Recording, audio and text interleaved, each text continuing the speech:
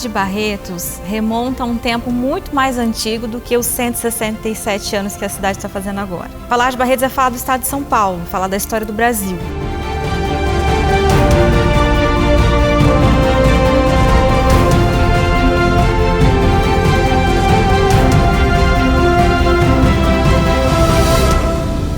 A gente pode remontar à época do bandeirantismo paulista, quando os paulistas foram através do caminho do ouro, né, em busca de metais preciosos lá em Minas Gerais, Goiás, e abrindo pousos. E aí dentro da região norte aqui do estado de São Paulo, que é onde a gente fica, o primeiro lugar habitável foi a região de Franca, ali, né, a margem direita do Rio Pardo. Nós estamos à margem esquerda do Rio Pardo. Franca, por exemplo, era o sertão do capim mimoso. Já essa margem esquerda do Rio Pardo, onde a gente ficava, era conhecida como São Bento do Aracoara, né? Araraquara. E essa região ela foi sendo habitada muito aos poucos, principalmente pós-independência do Brasil, através de posses, né? E aí nós aqui em cima tivemos, por exemplo, dois principais poceiros e ocupantes dessas terras que eram os grandes fazendeiros João José de Carvalho, da Fazenda Palmeiras, e o Francisco Antônio Diniz Junqueira, da Fazenda Pitangueiras. É aí que vem o contato com aquele que seria o nosso fundador, o Chico Barreto. O Chico Barreto, ao transpor o Rio Pardo e vir para cá, ele trabalhou como entrante, como picadista, como capataz, primeiro do alferes João José de Carvalho e depois do Francisco Diniz Junqueira. Foi esse fazendeiro, dono da grandiosa Fazenda Pitangueiras, que deu ao Chico Barreto o pagamento em porção de terra. E aí ele disse para o Chico, toda essa extensão territorial do Ribeirão Pitangueiras, da beira da mata para cima, são as suas terras. A partir de então, começa uma espécie de nascimento da nossa cidade. Tanto que a sede da Fazenda Fortaleza é ali, no Marco Histórico, na 13, com a Rua 8, bem na esquina. Acredita-se que a fazenda, a sede ficava ali, naquela região. Então, nesse momento, eu estou falando de 1830 aproximadamente. Depois do Chico Barreto, começam a vir outros mineiros, outros entrantes, ou pelo Rio Pardo, ou pelo Rio Grande. Chico Barreto, então, falece em 1848 e a esposa dele em 1852. Passados 2 anos, ou seja, em 1854, a família dele resolve fazer a vontade que ele tinha em vida de doar grande parte do patrimônio da família, da fazenda, à invocação do Divino Espírito Santo, para que se construísse uma capela e ao entorno dessa capela surgisse uma vila, porque isso era muito comum. Todas as cidades daqui, elas nascem através de uma doação de um grande fazendeiro, que tem sempre uma capela e as casas surgem ao redor, né? Havia benefícios para as famílias que faziam isso, enfim. E isso foi feito no dia 25 de agosto de 1854. A família Barreto, junto com a família Marques, que também se sensibilizou com essa vontade, assinaram um documento que eu nunca vi, mas a história conta que foi assim, dizendo que a família Barreto estava doando 62 alqueires de terra, enquanto que a família Marques mais 20 alqueires, totalizando 82 alqueires de terra, ao Divino Espírito Santo, para que se construísse uma capela, né? Por esse motivo, Chico Barreto é considerado o fundador da cidade, junto com Simão Antônio Marques, representante da família Marques, também chamada de família Librino. Passam-se 2 anos, esses registros de terra são feitos oficialmente, e aí, finalmente, é erigida a primeira capelinha de Barretos. A partir disso, a cidade começa a nascer, porque ao entorno da capela vão surgindo algumas choupanas, algumas casas de pau a pique, né? Mas muito aos poucos. Era o Arraial dos Barretos, que ainda pertencia a Araraquara. Depois passou a pertencer à freguesia de Jabuticabal, até que finalmente, em 1874, Barreto se torna freguesia. Então a nossa capela pôde virar uma paróquia e a gente pôde ter um padre. E aí, se tornando freguesia, nós começamos a abrir alguns passos. A gente pôde ter um representante na Câmara Municipal de Jabuticabal, que era o Coronel Almeida Pinto. Nós depois fomos elevados à categoria de vila e de município em 1885. Fantástico fantásticos os argumentos daquela época para deixar com que Barretos se tornasse uma vila, né? Falando, olha, a cidade está prosperando, a cidade está começando, já tem, se juntar toda a freguesia, são 6.000 almas, a cidade já tem 20 casas, a cidade é banhada pelo Rio Pardo, que tem navegação fluvial, é fácil de se chegar aqui.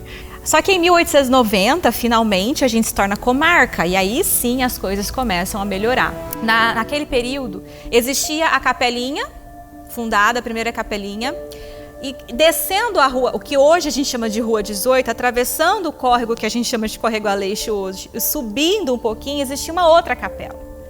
Uma capela primitiva, bem menor, chamada Capela do Rosário, que nós acreditamos que ficava exatamente onde é a estação ferroviária hoje em dia. Essa capela era destinada ao culto dos escravizados aqui da nossa região.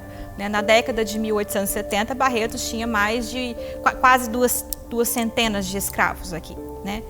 Então essa capela à frente dela tinham procissões, tinham exibições de congadas, que era dança típica africana, né? E rituais religiosos consagrados à comunidade escrava, né? Já que eles não podiam frequentar a capela dos brancos que ficavam no centro da cidade. E tudo que era do Córrego Aleixo para cima ali, onde estava a capela, era chamado de bairro Outro Mundo. Segura essa. Bairro Outro Mundo. Por quê? Porque era ali que se habitava a população mais pobre, né? Os peões, os tropeiros, os operários, as meretrizes, a zona do meretrício era ali também. Ao passo que o centro, conforme o tempo foi passando, foi sendo edificado com grandes casarões. Uma característica importante desse século XIX é a pecuária.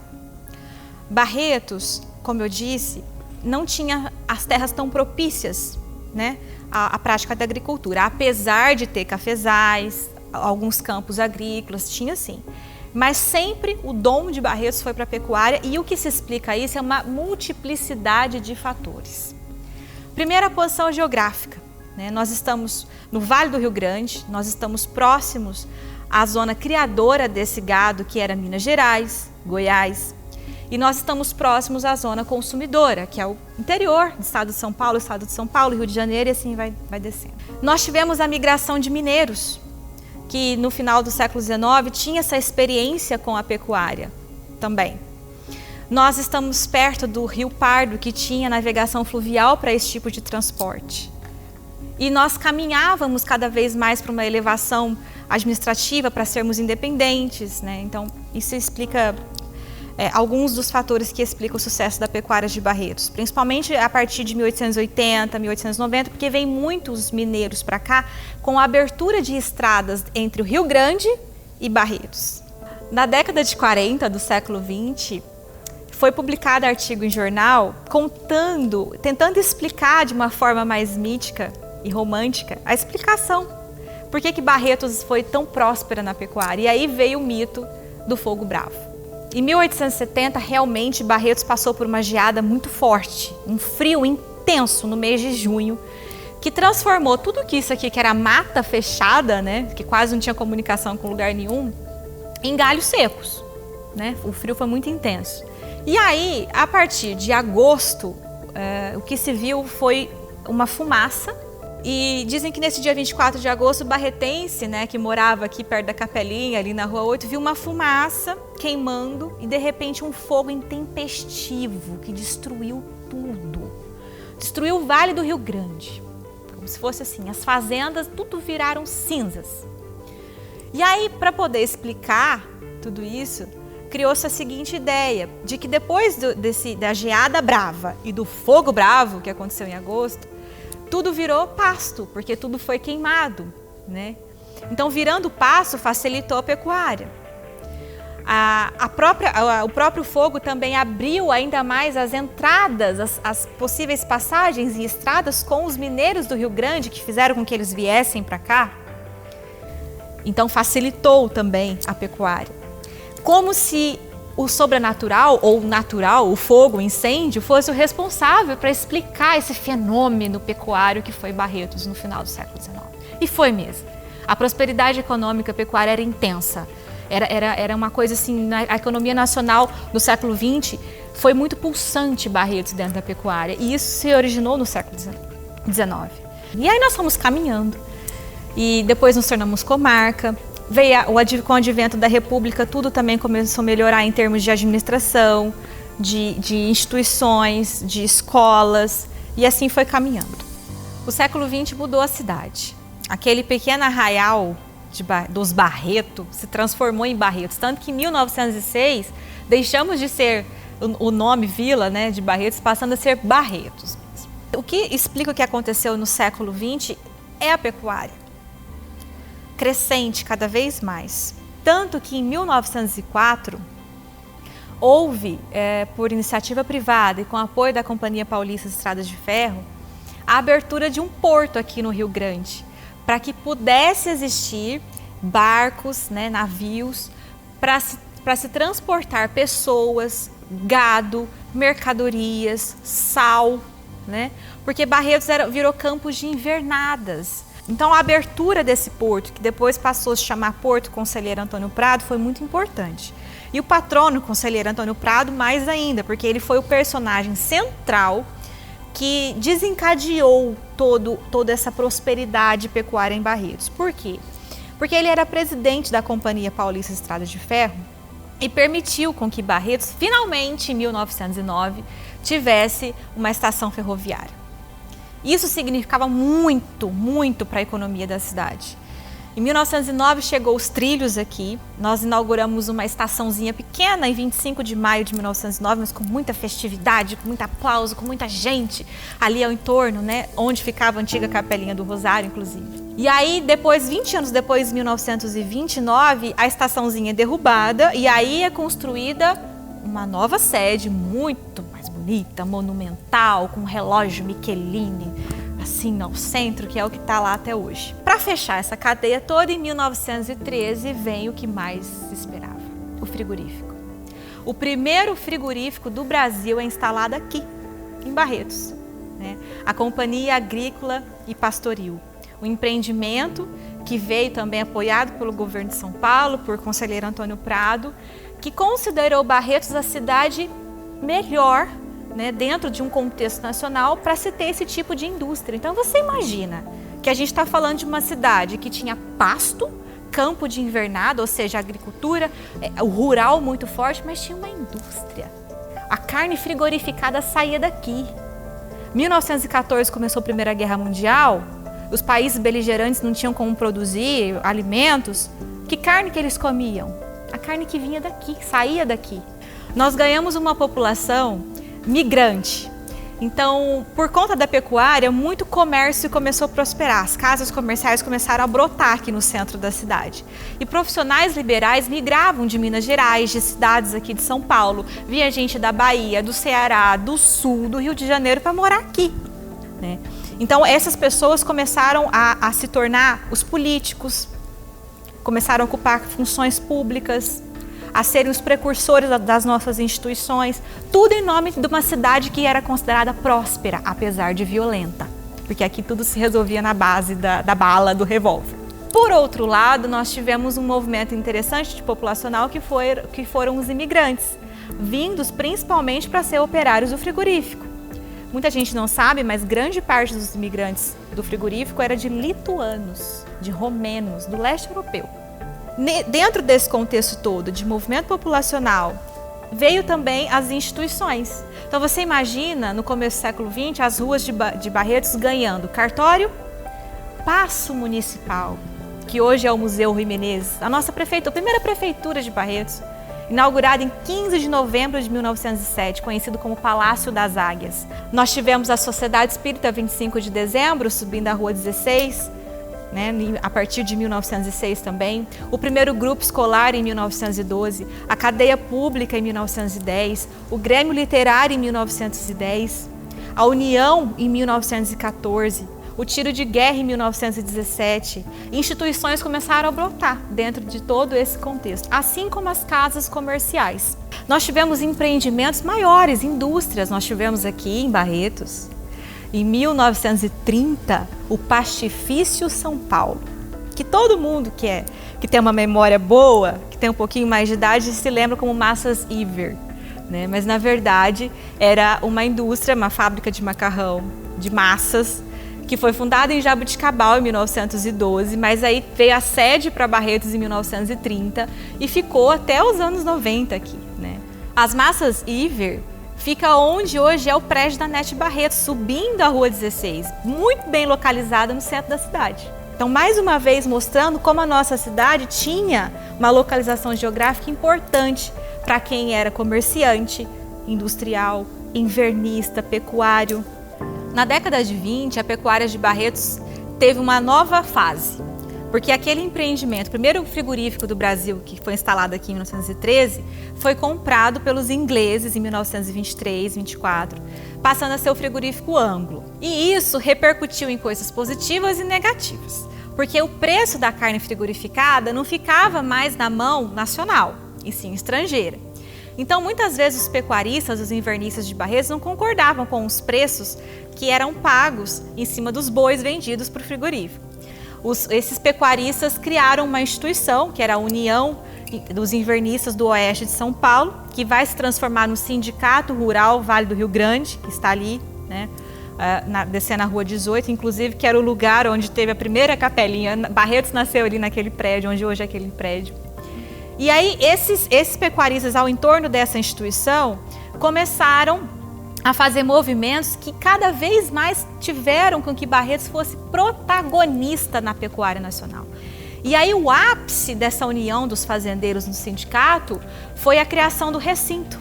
O Recinto de Exposições Paulo de Lima Correia, instalado, inaugurado em 17 de março de 1945, em plena Segunda Guerra Mundial, o que mostra como a nossa pecuária queria produzir mesmo enquanto os países estavam em guerra. E o recinto servia para que todos esses expositores pudessem mostrar os seus animais, os seus produtos, a todos os consumidores do país. Mas, com o passar do tempo, o recinto não se tornou um espaço somente para as feiras expositivas, mas para a festa do peão. E ao contrário do que todo mundo pensa, a primeira festa do peão não é a que a gente pensa. A primeira festa do peão nasceu em 1947 através de uma iniciativa da Prefeitura de Barretos, que naquela época criou uma espécie de festa popular para homenagear o principal ícone folclórico de Barretos, que era quem? O peão de boiadeiro. Então, já em 47 tivemos rodeio, apresentações, corridas, todos os tipos de concursos, assim, né? Em 1948 essa festa foi repetida, não com muito sucesso, mas aí estagnou. Em 1955 surgem os independentes, associações independentes, dentro do Grêmio, né? E aí os independentes, em 1956, assumem essa festa do peão, né? Fazendo a primeira edição da festa deles, que a gente contabiliza a partir dela. Essa primeira festa foi numa barraca de circo na Praça Francisco Barreto, mas as posteriores foram no recinto. E as festas do peão que ocorriam no recinto, elas eram folclóricas. Elas tinham apresentações de todos os tipos de música, de dança, não só sertaneja. Então, para Barretos vieram Chacrinha, Elza Soares, enfim, diversos artistas e grupos folclóricos da América Latina que se apresentavam no palco do recinto, na arena do recinto. E aí a festa cresceu tanto que a partir de 1984, né, na sua edição de número 30, ela foi para o Parque do Peão, Parque do Peão Mussa Calil Neto, numa iniciativa desse presidente que teve essa ousadia de criar um espaço fora da cidade muito mais amplo, porque viu que a festa do peão tinha tudo para crescer, né? Ela passou por um processo depois de americanização, mas hoje ela é a maior festa do peão do nosso país. A estação ferroviária, que foi inaugurada em 1909, ela não trazia somente prosperidade para a cidade por causa da pecuária, mas também ela facilitou a comunicação entre a cidade e tudo que acontecia fora dela, no estado de São Paulo, nas capitais do Brasil. Então, pela estrada ferroviária, chegavam a Barretos visitantes culturais, visitantes políticos, que traziam novas ideias, novas leituras, novas apresentações. E diante desse contexto todo, nasceram algumas instituições importantes para a nossa cidade, como o Grêmio Literário, em 1910, a União. Mas em 1911, foi criado o primeiro teatro de Barretos, o Teatro Aurora, que ficava aqui na esquina da Rua 20, com a Avenida 17, bem ao ladinho do Cine Barretos, que é onde a gente está agora. Então, assim, o Teatro Aurora surgiu, uma parte dele foi demolida, em 1946 para se construir esse espaço aqui, o Cine Barretos. Nós tivemos importantes clubes como a Sociedade Beneficente Estrela do Oriente, que vale aqui um grande destaque. Esse clube, ele nasceu de um bloco carnavalesco nos anos 30, em 1936, o chamado Carvão Nacional, iniciativa de Lázaro Silva. Naquela época, o Carvão Nacional fazia muito sucesso, porque o carnaval era na rua, né? Eram os cursos carnavalescos. E várias comunidades congraçavam juntas. Mas, dentro dos clubes recreativos, muitas vezes a comunidade negra, que pertencia ao Bloco Carvão Nacional, não podia frequentar, não era muito natural com que eles frequentassem, né? Dado o racismo estrutural de todas as épocas na história do Brasil. E aí, na intenção de se criar um clube para o congraçamento dessa comunidade negra, para que eles tivessem apoio material entre eles, né? Foi criada a Sociedade Beneficente Estrela do Oriente, vinda do Bloco Carvão Nacional. E a Estrela, como é conhecido, junto com personagens aí como o Zé Preto, né, o Neves também, nós tivemos importantes personagens que colaboraram e contribuíram para a formação da cidade, a formação cultural, porque muitos carnavais nos anos 60, 70 foram incríveis, fizeram história na cidade de Barretos. Então esse aspecto cultural é mais um dos fatores de contribuição da comunidade negra à cidade. Tanto que nos anos 60, no final dos anos 60, houve também o nascimento do Grupo Teatral Negro de Barretos, por iniciativa do professor José Expedito Marques. 3 principais movimentos militares durante a primeira metade do século XX foram importantes. O tenentismo na década de 20, a Revolução Constitucionalista de 1932 e a Segunda Guerra Mundial. Dentre vários, eu vou eleger os 3. E aí, dentre alguns movimentos tenentistas, nós tivemos o principal deles, que foi um ataque, né, à cidade de São Paulo, em 1924, no dia 5 de julho, conhecido na história como Revolução Paulista. Foi um caos na cidade de São Paulo, milhares de pessoas morreram, mas o movimento não foi para frente, né? Mas o Filogônio aqui em Barretos, aderindo ao movimento tenentista, ele se vinculou a esses tenentes, inclusive ao próprio Isidoro, ao Luiz Carlos Prestes, que era era o principal líder tenentista. E aí o Filó, como era conhecido aqui na cidade, começou a fazer parte deste movimento e chegou, junto com outros líderes do tenentismo, a mobilizar uma revolta em Barretos, armando, junto com outros líderes, uma tocaia, digamos assim, né? Ele conseguiu prender o delegado de Barretos dentro do Hotel Teline, que ficava ali na 18 com a 15. A cadeia de Barretos era em frente, onde hoje é o antigo fórum, que é a Secretaria de Cultura, era ali. E aí, por causa dessa prisão do delegado, os outros, sargento e também os outros policiais se renderam, então Barretos não tinha polícia. Ele conseguiu bloquear a estação ferroviária de Barretos através de destruir os aparelhos telegráficos, então nenhum trem podia sair. Mas aí os colinenses conseguiram avisar o departamento de polícia. O bando do Filó e o Filó fugiram pelo Rio Grande. A polícia conseguiu entrar em confronto com eles em Minas Gerais. Muitas pessoas morreram nessa batalha, mas o Filó conseguiu fugir e ingressou depois à coluna Prestes em Goiás, participando dela por um tempo bom, né? Então, Barretos participou do movimento tenentista dessa maneira. Agora, em 1932, a Guerra Paulista de 1932, né, que tinha o objetivo de democratizar o Brasil, tentando trazer de volta a Constituição usurpada por Getúlio Vargas, essa revolução mobilizou o interior de São Paulo todo, e a nossa cidade participou de forma muito intensa.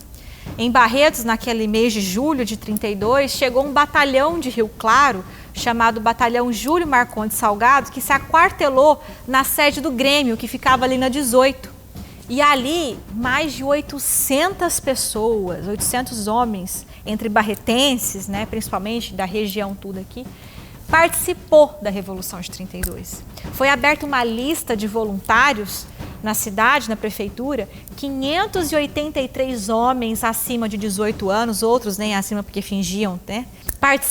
Escreveram seus nomes como voluntários dessa causa. Muitas pessoas de famílias, mulheres, doavam suas joias para a campanha do ouro, para poder arrecadar dinheiro, para financiar a Revolução. Mas os locais principais de combate de Barretos foi no Rio Grande, né? Os barretenses lutaram contra os mineiros, que estavam do lado das tropas legalistas do Getúlio Vargas. O barretense participou da Revolução de 32 de uma forma intensa e importante, até que ela se findou em 2 de outubro de 32, com São Paulo perdendo a guerra, porque São Paulo não estava muito bem equipado, né? Lutava contra o Brasil todo, né? Queria derrubar o presidente, mas depois ganhou com a Constituição finalmente promulgada em 1934. E em relação à Segunda Guerra Mundial, em 1944, quando a guerra estava acabando, né? Depois do dia D, em que as tropas nazistas foram expulsas da França numa vitória dos aliados, né? Em julho de 1945, o presidente Getúlio Vargas determinou que o exército brasileiro fosse ajudar na extinção, né, fascista da Itália. E aí os soldados do Brasil, conhecidos como pracinhas, zarparam em navio aqui em julho de 1944 para lá, para ajudar no final da guerra mesmo. E ficou lá um ano, né? Os barretenses que partiram daqui foram 23 homens. Foram assim, em glória, né? Barretos aplaudindo, aquela coisa assim. E aí eles chegaram lá e lutaram ao norte da Itália, em batalhas importantes em Monte Castelo, em Montese, Livorno. E participaram assim com memórias interessantes, né, como a do seu Mário Lemos Ferraz, que contava da época que ele conseguiu salvar o sargento dele carregando nas costas, ele com o braço estilhaçado por causa de granada. Outros ficaram traumatizados, mas voltaram todos. Todos voltaram com vida, inclusive o Bezerrinha, né, o Francisco de Assis Bezerra de Menezes, que era músico, advogado, músico, o autor daquela música que a gente insiste de chamar de Vento Gelado, mas que se chama Festa do Peão. Ele foi um combatente da Segunda Guerra Mundial e apaixonado pela noiva que deixou aqui, escreveu na marmita o nome dela, Lígia. Essa marmita hoje pertence ao acervo do Museu Rui Menezes. E é claro que quando ele voltou, se casou com ela. Então, a história dos pracinhas da Segunda Guerra Mundial se resume em muita aventura, em muita violência, em muito trauma, mas quando voltaram para cá foram ovacionados em várias festas, inclusive na Praça Francisco Barreto. Por muito tempo, teve um monumento que constava o nome desses 23 bravos soldados. E hoje Barretos é dotada de grandes e importantes equipamentos culturais e administrativos. Hoje nós estamos aqui no Cine Barretos, por exemplo.